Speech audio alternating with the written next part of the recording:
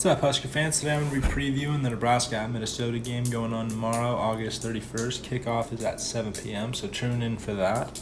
But the first thing I'm going to talk about is the Minnesota Gophers lineup and kind of what their strengths and weaknesses are, and then I'll go on to Nebraska and kind of talk about some of their things and kind of how they match up in the end. So first thing I'm going to talk about is both teams have a tremendous amount of roster turnover coming into this year. Obviously, Nebraska having a new head coach in Matt Rule and bringing in some key transfers that are going to play a lot of downs for us, but Minnesota has a ton of transfers coming in and a lot of new starters. PJ Fleck coming into his 7th season as the Gopher head coach, which I think he's a great coach. I know there's kind of a report out a little while ago that maybe his culture wasn't all that great, but I don't necessarily know if I believe all that, but hey. So the first thing I'm going to talk about is they have a new QB coming in Ethan Kalakamanis, who started 5 games for an injured Tanner Morgan last season. He went 3-2 in those games and had 3 touchdowns, 4 picks, and a very heavy run offense. They had Mo Ibrahim running the ball for him, which I believe he's in the NFL now. He was a 4-year starter for him and had a tremendous amount of hype around him. But yeah, so he's gone. Tanner Morgan's gone, so they're going to have a new backfield, new QB leading the team. They're going to have a running back by committee this season with about 2 to 5 guys playing a lot of snaps for them. Their starter coming into this game is Sean Taylor, who is a Western Michigan transfer. He has a lot of snaps under his belt at Western Michigan, but again, it's a lot different playing at Western Michigan than playing in the Big Ten and playing a very physical Nebraska team, which I think will be this season. There's a lot of Western Michigan transfers coming in and a lot of FCS guys coming into this team as well. So it'll be interesting to see if they can kind of live up to the Big Ten physicality. But this O-line only has 2 guys returning. They have 3 new starters, and those 2 guys that are returning only have 27 games started for them. So not bad, but then to have 3 new starters is pretty tough. So it'll be interesting to see if they can kind of, handle our 3-3-5 and all the fronts that will be thrown at them tomorrow. Their strengths in this offense is going to be their pass catchers this season. We'll see if Ethan can kind of get it out to him and how good Ethan Kalakamanis can do with leading this offense. But Brevin Spann-Ford, who's their tight end, who has great hands, he's going to be in the NFL next season. Chris Autumn-Bell, who has been their leading catcher the last couple of years. He came off injury coming into this year. I think he missed the last 6 or 7 games last year, but he's in his 7th season, so he's got a ton of experience. They do have another Western Michigan transfer, Corey Crooms, coming in playing slot for him, who has a ton of speed. So, they have a deep room. They got a couple other guys who are going to play a lot of snaps for them, who have a ton of talent coming in. Their offense is going to a lot of turnover, obviously having a new quarterback leading them, and not having Mo Ibrahim, I think, is going to be a pretty big deal for him, not having that guy to rely on every single down. Their defense has, again, a lot of turnover. They're only going to have one linebacker with Big Ten experience coming into this game. They have one redshirt freshman who's going to start for him, and then another transfer from Western Michigan who does have 45 games under his belt the last 4 years. But again, coming into the Big Ten, it's a whole different ball game.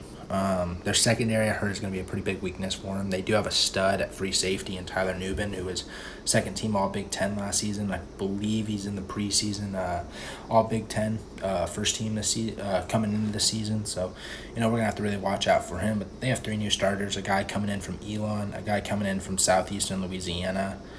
Those guys have a ton of experience, but again, it's different playing at Elon and Southeastern Louisiana than it is playing in the Big Ten, and the physicality and the speed and the talent's it's way different. So I think their secondary is really going to struggle all season. I think that's going to be a big point of emphasis when they're playing different teams. So we'll see how they do on the defensive side of the ball. I think they're going to be a very disciplined team. They always are. PJ Fleck has them ready to play.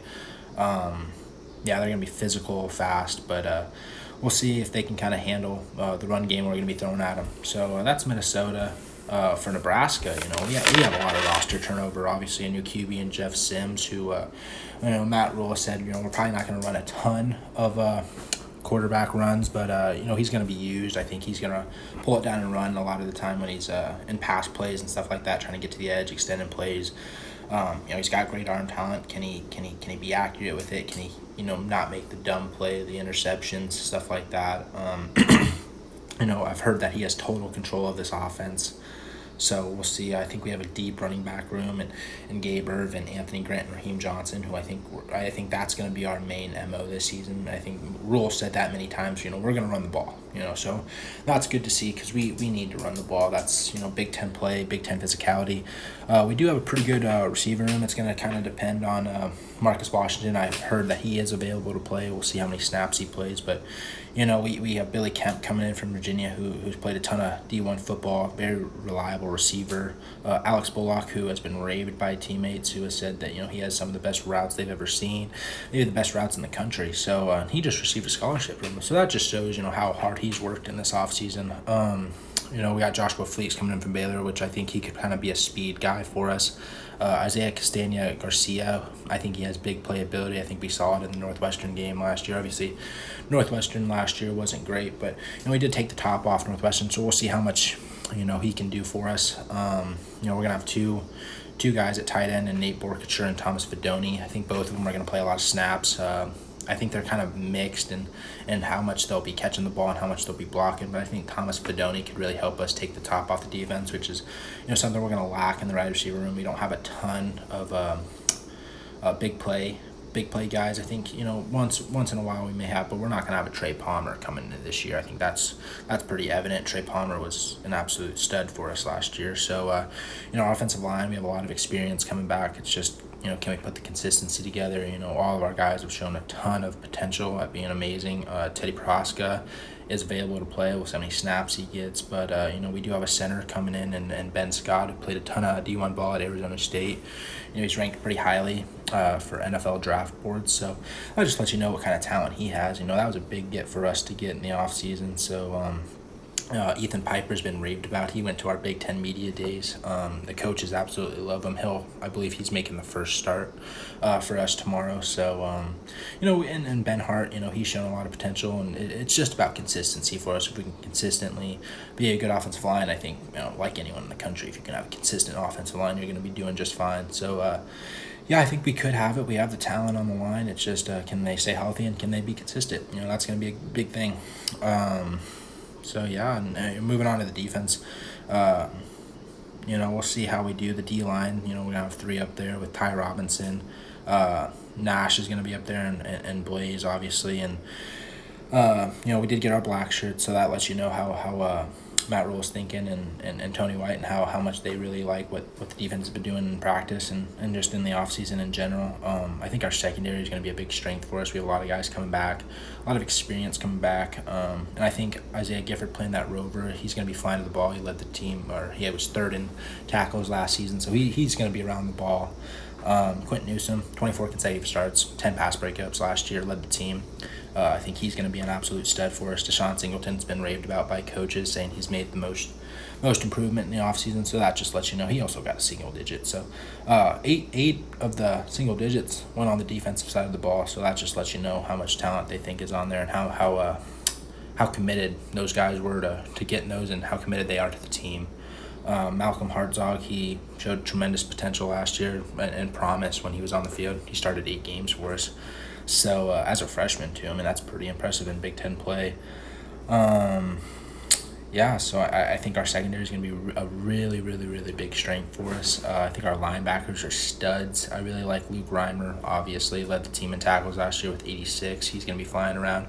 And the defense we're playing, it just allows for us to be flying around the ball, getting group tackles, and just being absolutely quick, physical, throwing a lot of confusing fronts at teams, and I think that's going to be big with this new roster turnover Minnesota has. I think we're going to be able to throw things that Minnesota 3-5 most teams don't see that, so that's going to be interesting.